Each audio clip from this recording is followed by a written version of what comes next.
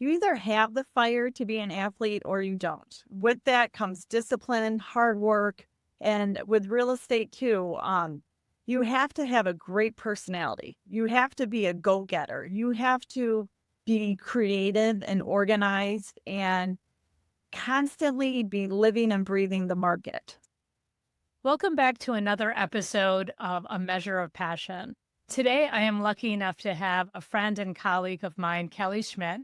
She's a real estate Agent. agent. I want to make it bigger than an agent. Well, a She, broker, managing broker, team leader. okay, so she's all those things. And I'm really excited to have her on my podcast because ever since I met Kelly, her enthusiasm for selling houses and helping people find their dream home has just been infectious. And so I want to take a moment to welcome Kelly. Hey, Kelly. Hi, Joji. Thank you for having me. This is so fun to be here today.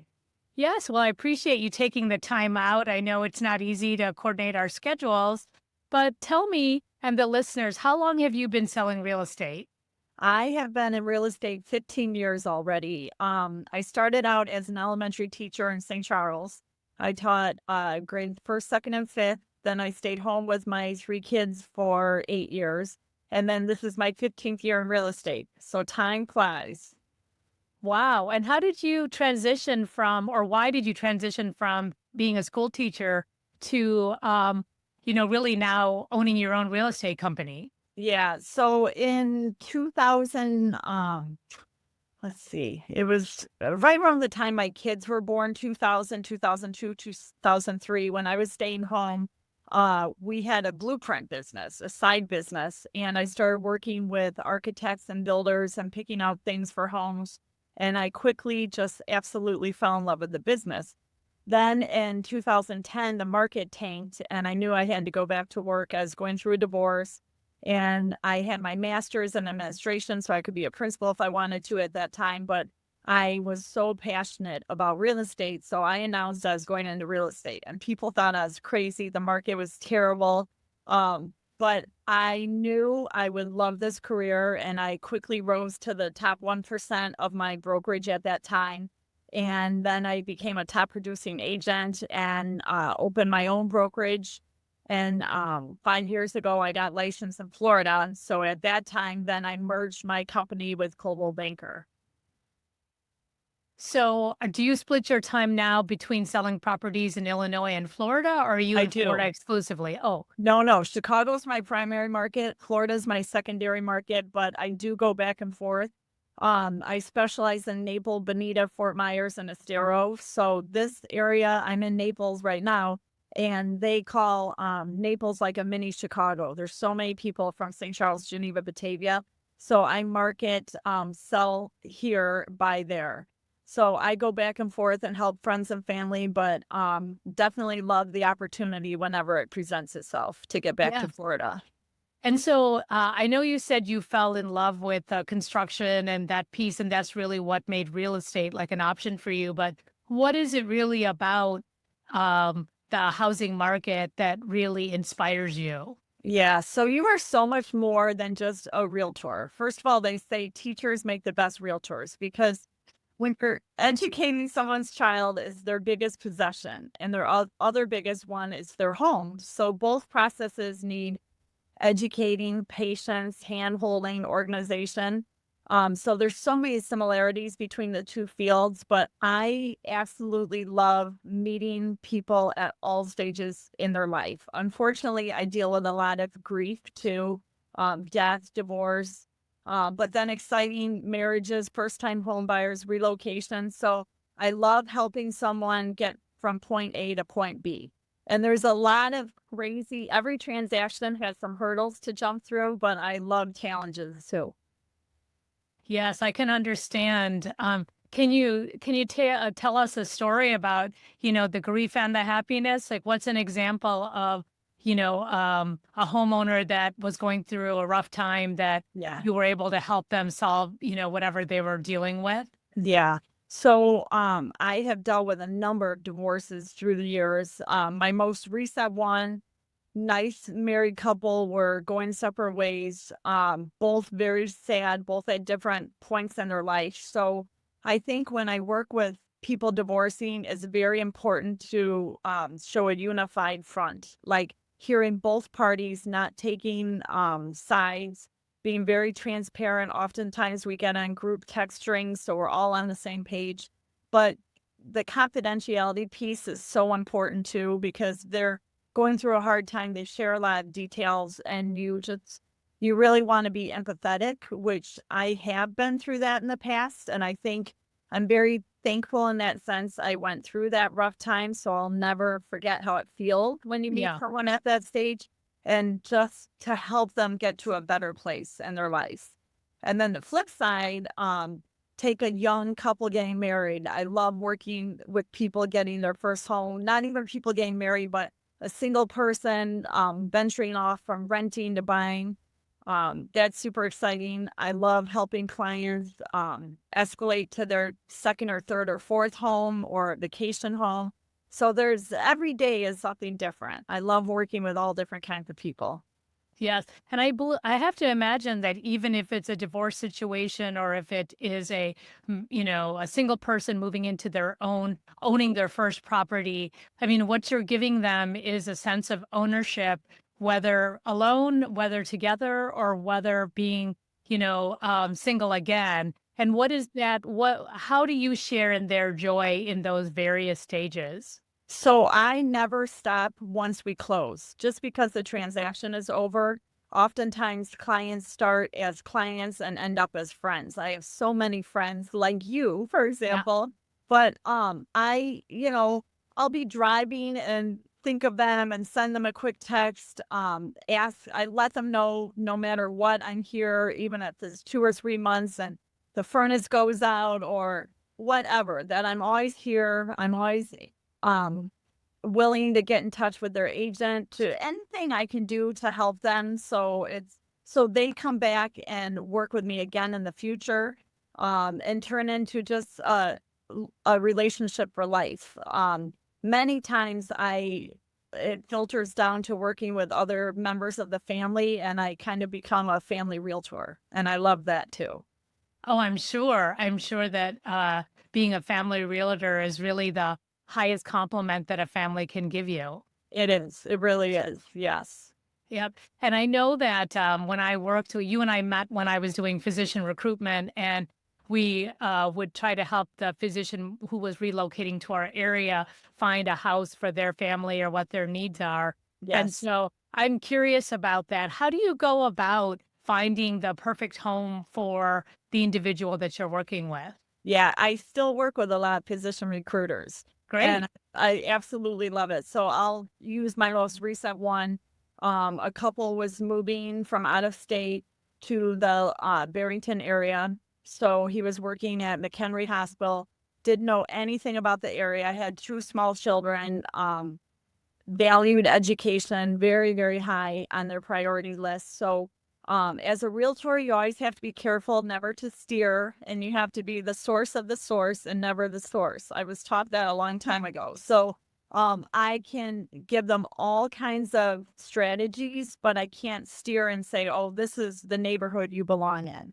I have to be very careful and very educating and resourceful. So, anyway, my job is just to tune in on their criteria and I quickly learn once I'm out with clients what they like and what they don't like in a home.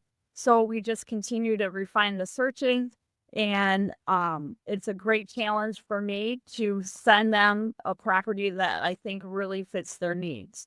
With this family in particular, we found a wonderful home, great area for their family, their children, and they're loving their new home. That's wonderful. Thank Um, you. how many, out of curiosity, just because I know sometimes it's really hard to find the perfect home, what is the highest number of homes you've shown one person or family? Yeah. Good question. Good question. I would say with a relocation client, probably close to 35 to 40. Wow. Yeah. Yeah. The most I showed in one day, I think, was right around 20, 22. And at that point, I always encourage clients to take notes with every property, whether we call it, if there's a house with a ugly paint color and we call it, the pink house, or something that's very modern, move-in ready, has a great pool, whatever, we label each house so they remember something about that house. Right. And how often do you get lucky enough to show them one and it's done? Rarely. That's why when you get the one and done, it's such a treat. It happens a couple times a year and it's a treat. Normally, it's not that easy. I wouldn't imagine so. Yeah. Yeah. Because I mean, you have to make, if you're working with a couple, you have to make both people's expectations come together. And sometimes one party has to compromise. And it Yes. depends Yeah. on, who wants something more than the other. I can imagine it's not easy for sure. However, the first house I sold in Florida when I was newly licensed was to great friends of ours. They live in Mill Creek in Geneva. I had never worked with a couple more on the same page as them. We went through we saw a ton of houses, but the market was hopping. By the time I would get the showings booked, so many were already under contract.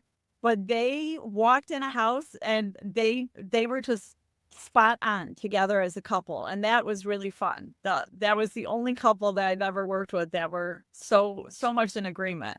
Oh, it sounds, I mean, I'm sure it's magical when it happens, right? Yes, yes, absolutely. And what is the biggest difference between selling properties in Florida versus Illinois, besides just the geography of, Midwest versus the South, or, Yeah, beach country, or what people think about Disney or whatever resonates with them? exactly. So Coldwell Banker is an international company, so it makes my job very easy in that it's all the same systems within our company. So for me, it's a flip of a switch. Am I doing business in Chicago or Florida?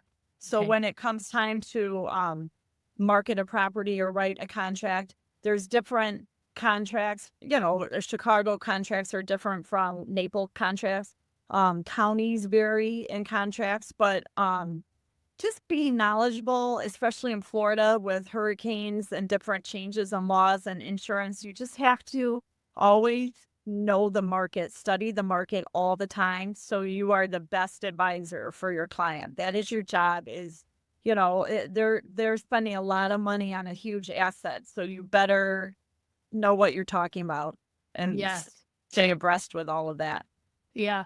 And how does this work inspire you in terms of really, I mean, I can't imagine that, I can imagine that when you're selling a home and you see them so excited and things like that. I mean, that just brings you so much joy because I know who you are. Thank But yeah, you. after a difficult situation, I mean, how do you keep finding the energy to keep going when you are like on that 40th house, or this Yeah. family or this couple, this individual may seem completely unrealistic, or, hard to please? How do you Yeah. keep that going? How do you keep your work and your motivation high? So naturally we're human. So we're not going to click with every single client. But I think recognizing that I'm always in a service industry and it's about the client and keeping their needs at the forefront.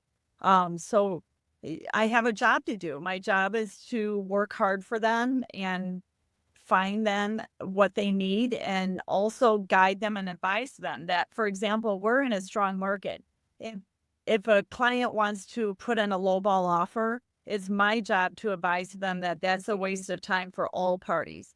The seller, you're going to get off on the wrong foot with the seller to the point where they probably won't even counter. So then if you come back, the seller has a bad taste in their mouth. It's my job to educate that we're not in a depressed market. We're in a strong market. So I think just being their advisor throughout the process.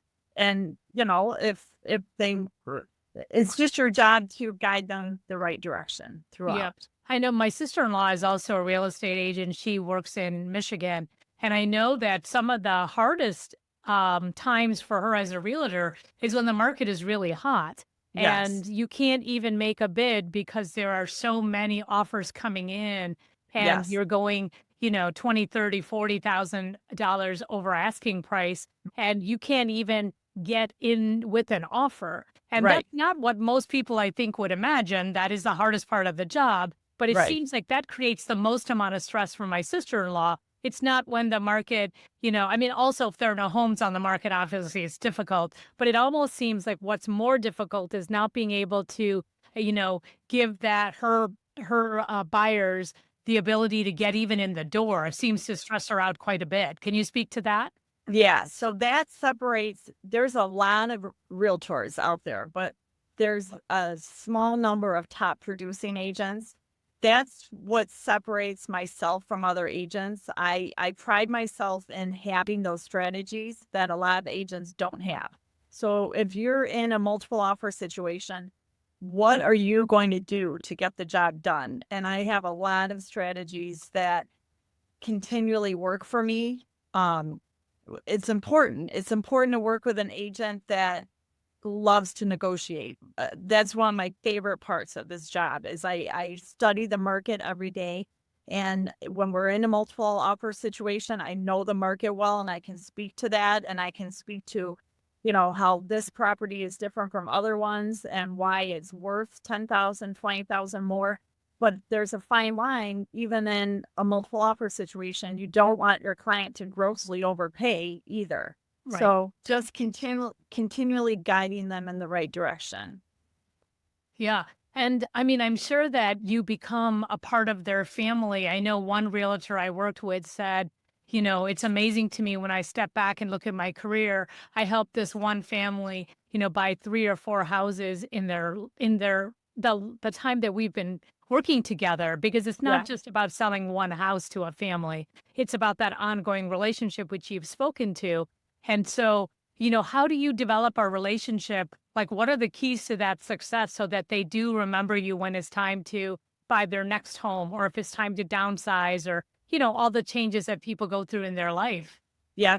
So I'm thinking of one client of mine. She's one of my favorites. She's in her 80s and her husband passed away. I sold her house years ago in St. Charles. I was pretty new into real estate and she was interviewing 3 agents.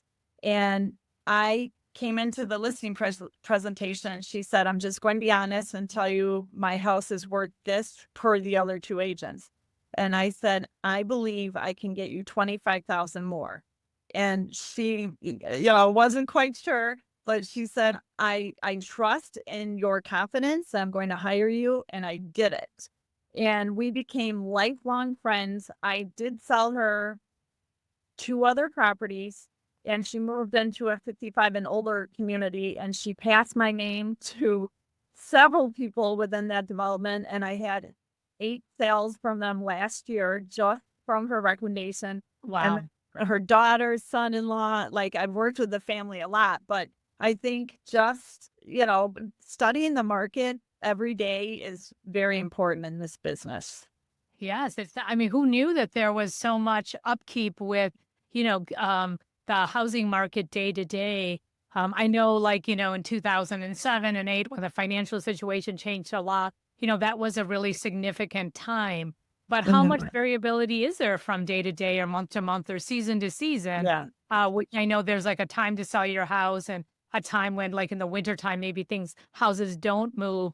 I mean, what do you look for in the market in that kind of studying? I mean, that's sort of interesting to me. Yeah, great question. So the market is ever changing.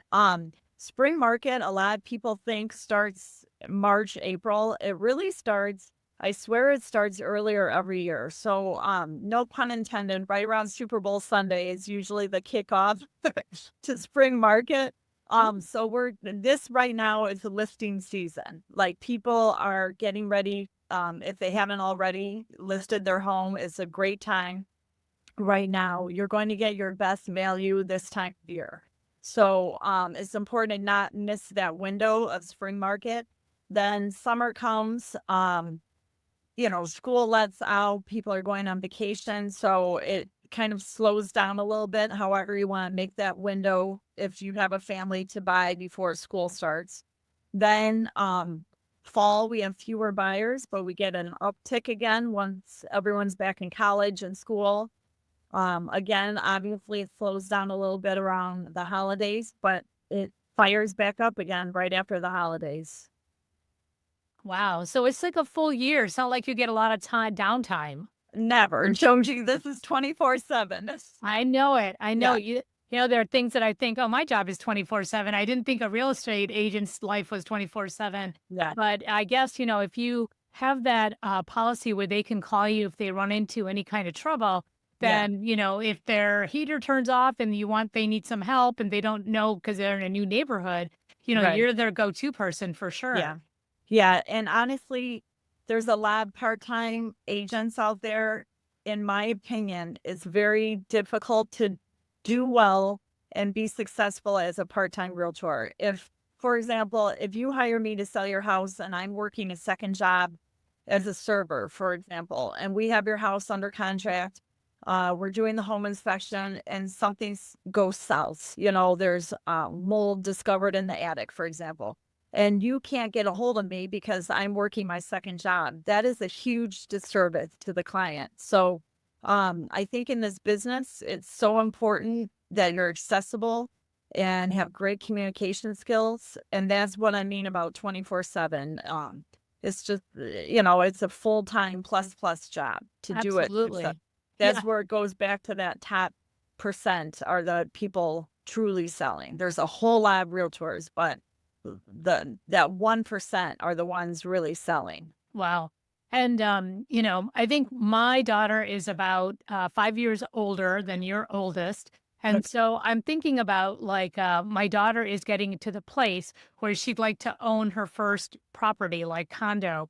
What do you tell young people who have been renting with roommates and such, and Yeah, that they want to, you know, that she has a goal, you know, probably, you know, by 30 to own her first sure. property, probably closer to the city of Chicago. What kind of advice do you have for them? Because as a parent, I would like her to stop paying rent and have some Yes, equity, of course.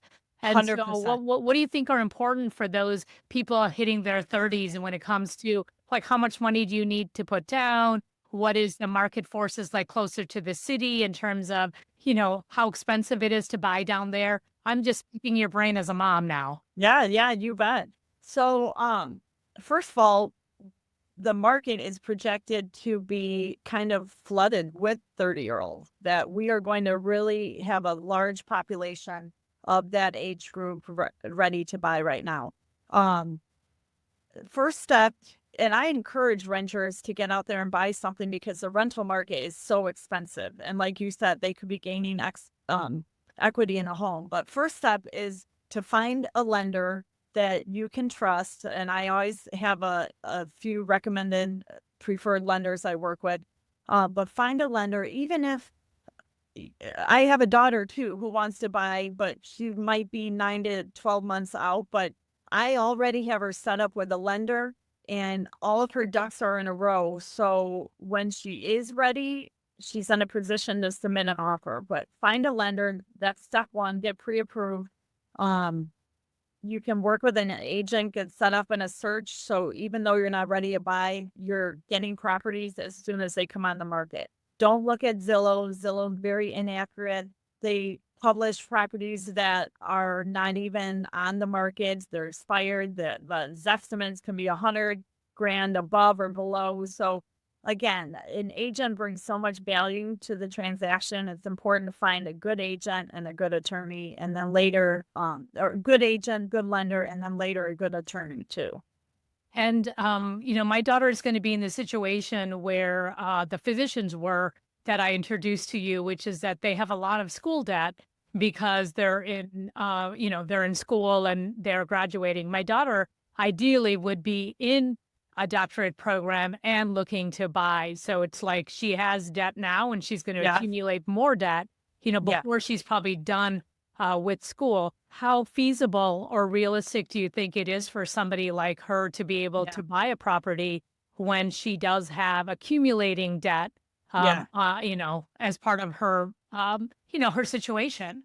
I'm glad you brought that up because I just had two lenders reach out to me in the last month that there's a new homebuyer program for people with student loan that will forgive, don't quote me on this, but approximately 40,000 of student loan debt. But there's only so much money allocated for this program. So once it's gone. Right. But being a first time home buyer, you don't have to put as much down.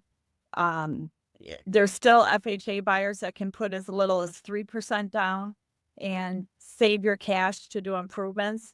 The challenge is when it's a strong market like now and multiple offers come in and sellers review different offers, one of the things they're looking at are the terms. Is one buyer putting 20% down, 3%? Is it cash? So, that can be a bit of a challenge in a strong market. But with that being said, there's other strategies too to make that offer look stronger to the seller. Yeah. So it sounds like you have like a lot of different, your playbook includes a lot of different situations. So whatever you're presented with a particular buyer, you're going to be able to pull in the strategy that makes the most sense for that situation. Yeah. Also, in the real estate world, it's a small world in the sense of who the great agents out there are that are trustworthy and you have great relationships with. So you can be in a multiple offer situation and not per se have the strongest buyer, but if an agent that you've done several deals with in the past brings you that and they give you their word, like Kelly, this person I've known my whole life is my daughter's best friend. I can attest to what a strong buyer she is, things like that. And then I, as the listing agent, have taken that back to the seller. And with their trust of myself, we put those deals together. So that's one avenue as well. Wow. And I am so intrigued by the fact that you had worked for a brokerage and then you went, and I don't fully understand it. I know your name is on your company. And Yeah. so how did you decide to go from working for another company? I don't know what Caldwell, how that gets involved with your current company, but could you share that? Because I want to promote you as your own, as a female owned business. Thank And you. so tell me about that. Thank you. So I was with Baird Warner. That's when you and I met. That's where I started. And then I started my own company, Kelly Schmidt Properties, and everything was going great. Zero issues to even entertain another brokerage. But during the process, I got licensed in Florida. A Coldwell Banker was approaching me. And again, I wasn't interested in, dissolving my own company. But I did see the writing on the wall with two things. Marketing technology is ever changing. So looking down the road, I thought, how am I going to have deep enough pockets to keep up with the big box brands like Baird and Warner, Remax, Coldwell Banker, for example? And then twofold, how am I going to hire great agents when they are offered so many more marketing advantages from other brokerages. So for that reason, I started talking with Coldwell Banker. However, I wasn't going to give up my office, my branding, my website, my logo. That was all very costly, and I'm very proud of the reputation I created all on my own. So, Coldwell Banker and I chipped away at that, continued to negotiate, and then we struck a deal. So I have my own office in Elburn on Main Street, the Kelly Schmidt Group with Coldwell Banker. So basically, I merged my company with Coldwell Banker, but I'm still a team leader, managing broker. I do my own thing just under Coldwell Banker's umbrella. Yeah, it sounds like the best of both worlds because you were able to negotiate keeping your own name, but also being able to leverage all the resources that a large Yes. brokerage offers you. Because you're right, it's really difficult. And I find that, even with this podcasting, it's sort of interesting because going out on your own, you don't really know what to do. You don't have a marketing team. Right. In addition to all the things that you have to do on your own. And so Right. if you are able to align yourself with a company that offers you the benefit, but also doesn't take away your independence and your own, because you are your own person and your own Right. brand because of Yes. your Yes. persona and what you're known for, that this Yeah. is really a beautiful compromise for being able to take. And good for you that you held out for that because it Yeah. would have been easier to give them what they wanted to get what you wanted, but then you also give up a part of yourself. And so I think it's a wise decision that you made to continue negotiating, having faith in yourself and what you wanted to hold out for what you got, because Thank it you. truly didn't, you leveraged yourself, which I think is so important. Yep. Yeah, I agree. And now I have a wonderful team. I have 4 other brokers on my team, and everyone brings a different skill set to our team, so it's a lot of fun. We have a lot of fun. We work really well together, and I just had my best year ever last year, and they did too individually. Collectively, we're number 1 in Elburn. We're number 1 in the St. Charles office. We're doing really well. So Yeah. And I always try to ask this question for our young viewers who would consider real estate, or they think that it's something that they would enjoy. What do you think makes a successful real estate agent? What is the yeah, personality and the makeup of a person who is going to be successful in that area? yeah. You either have it or you don't, truthfully. It's just like when my middle son was growing up playing sports. You either have the fire to be an athlete or you don't. With that comes discipline, hard work, and with real estate too, you have to have a great personality. You have to be a go-getter. You have to be creative and organized and constantly be living and breathing the market. So if someone is scared to pick up the phone and call someone, or is only worried about work-life balance, for example, they're not going to do well. You have to live, breathe, and more than anything, you have to love it. Like I've been doing this 15 years. I absolutely love what I do. And I mean that. Like I get up every day and I truly don't feel like I'm working because I love people and I love my job. So I think if you don't have that passion, you're just not going to be successful. Yeah. And you also said that doing this as a side job is not ideal because of Right. the access issues for your clients, Yeah. and that Yeah. you need to be available when they're available. Are there other major drawbacks that you think limit people's success in real estate? Um, I yeah, I think if they don't know the marketplace, like for example, I work all the suburbs, but if you're buying a condo in the city from me, I'm not your best agent. So I think honesty and being aware of where your marketplace is. If your daughter wants to buy in the city, I'd love to connect them to a great friend of mine that we pass visits back and forth for years. I would connect her with Scott in a minute in the city. Or I have other partnerships too, but knowing where your expertise is and what sets you apart from all the other agents. What are you doing? Like, when I work with a buyer, what did I do specifically to help them that really clicked with them, that will make them want to call me again, maybe 15 years down the road? Like, what is it about an agent that is going to set you apart from someone else? Great. And so Yeah, I want to share your information with all of our viewers so they can find you when they need you. So thank you. share with me, how do they find you? Yes, yes. So, we are a huge social media team. So if you look me up on Facebook, LinkedIn, Twitter, Instagram, it's the Kelly Schmidt Group. They can request me on Facebook too. Kelly Schmidt, obviously. Our website's the kellyschmidtgroup.com. So, you can look me up on Coldwell Banker's website. My phone number is 630-338-2049. They could shoot me a text or a phone call, and I will definitely get back to them as soon as possible. Right. And I can testify that during this process, you are on your phone all the time. Yes, yes. So you keep that. I mean, like most of us, our phone has become, like an extension of our hand, right? I mean, it's Yes, always on our person.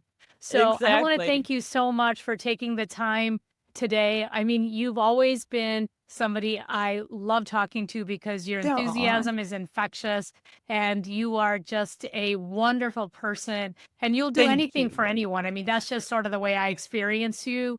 Like, I Thank know you, I could have Joji. called you, at any time and said, "Hey, I need this," and you would have found a way to get it to me. So that's Oh, that's why thank I you. think of you, because you are such a lovely human being. And I so am. I really appreciate your time today, and I love helping you be successful and sharing you with the world, because everybody deserves to know you, Kelly. Oh, thank you so much. I appreciate that. I Yeah. really do. And I feel the same way about you. We've known each other a long time now, but you've always been so fun to work with, and you're just a great person as well. Well, I appreciate that. I wish you the best of luck. And Thank you.